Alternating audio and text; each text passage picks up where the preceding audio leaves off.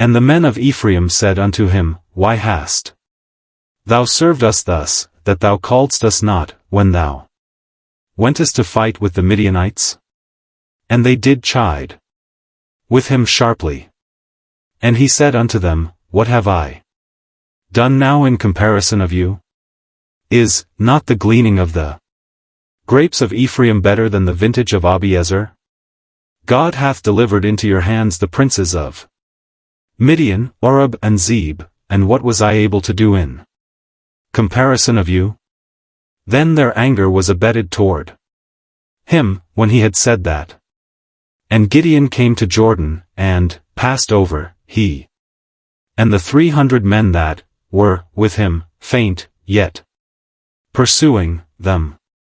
And he said unto the men of Succos, Give, I pray you, loaves of bread unto the people that follow me, for they be faint, and I am pursuing after Zebah and Zalmunna, kings of Midian. And the princes of Succos said, Are the hands of Zebah and Zalmunna now in thine hand, that we should give bread unto thine army? And Gideon said, Therefore when the Lord hath delivered Zebah and Zalmunna into mine hand, then I will tear your flesh with the thorns of the wilderness and with briars. And he went up thence to Peniel, and spake unto them likewise, and the men of Peniel answered him as the men of Succos had answered him. And he spake also unto the men of Peniel, saying, When I come again in peace, I will break down this tower. Now Zebah and Zalmunna were in Karkor, and their hosts with them, about 15,000 men, all that were left of all the hosts of the children of the east, for there fell 120,000 men that drew sword.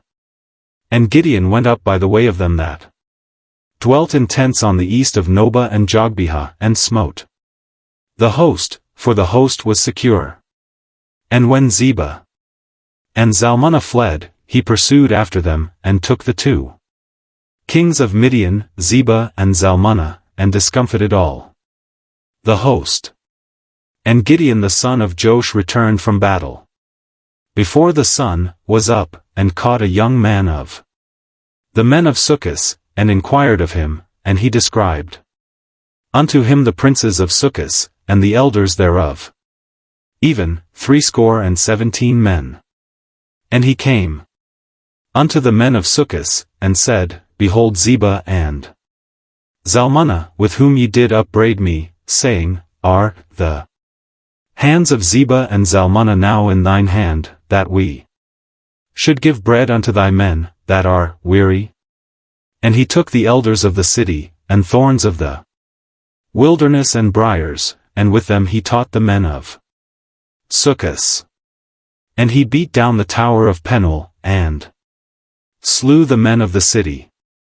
Then said he unto Zebah and Zalmunna, What manner of men were they, whom ye slew at Tabor? And they answered, As thou art, so were they, each one resembled the children of a king. And he said, They were my brethren, even the sons of my mother, as the Lord liveth, if ye had saved them alive, would not slay you. And he said unto Jether his firstborn, Up, and slay them. But the youth drew not his sword, for he feared, because he was yet a youth.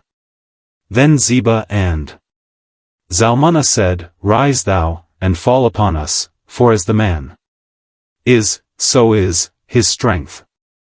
And Gideon arose, and slew Zebah and Zalmunna, and took away the ornaments that were on their camels' necks. Then the men of Israel said unto Gideon, Rule thou over us, both thou, and thy son, and thy son's son also. For thou hast delivered us from the hand of Midian. And Gideon said unto them, I will not rule over you, neither shall my son rule over you, the Lord shall rule over you. And Gideon said unto them, I would desire a request of you, that ye would give me every man the earrings of his prey. For they had golden earrings, because they were Ishmaelites. And they answered, We will willingly give them. And they spread a garment, and did cast therein every man the earrings of his prey. And the weight of the golden earrings that he requested was 1,700 shekels of gold, beside ornaments, and collars, and purple raiment that was on the kings of Midian, and beside the chains that were about their camels' necks. And Gideon made an ephod thereof, and put it in his city, even in Ophrah, and all Israel went thither a whoring after it, which thing became a snare unto Gideon, and to his house. Thus was Midian subdued before the children of Israel, so that they lifted up their heads no more. And the country was in quietness 40 years in the days of Gideon. And Jerubbaal the son of Joash went and dwelt in his own house. And Gideon had 70 sons of his body begotten, for he had many wives. And his concubine that was in Shechem, she also bare him a son, whose name he called Abimelech. And Gideon the son of Joash died in a good old age, and was buried in the sepulchre of Joash his father, in Ophrah of the Abiezrites.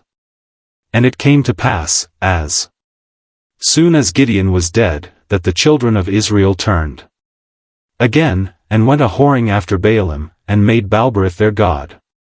And the children of Israel remembered not the Lord their God, who had delivered them out of the hands of all their enemies on every side. Neither shewed they kindness to the house of Jerubbaal, namely, Gideon, according to all the goodness which he had shewed unto Israel.